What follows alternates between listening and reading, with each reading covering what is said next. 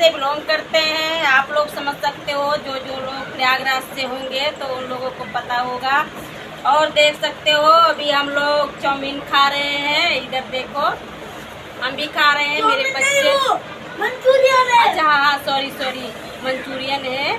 तो जी मैं भूल गई थी, मेरे को चाउमीन ही पता चलता है जैसे गांव में खाया जाता है, तो बच्चों लोग को पता है कि मंचूरियन है। तो आप लोग देखिए, इधर बेटी खा रही है, इधर बेटा है। बेटा देखो कैसे बेटा बोल रहा है मैं महाराजा हूँ। ऐसे कोई बैठ के खाता है? देख लो दोस्तों। और दोस्तों आप लोग की क्या राय है तो कमेंट में ज़रूर बताइएगा। और देख सकते हो हम लोग खा ही रहे हैं अभी। यस तो दोस्तों अभी हम बस खा ही रहे हैं, बच्चे लेके देखो।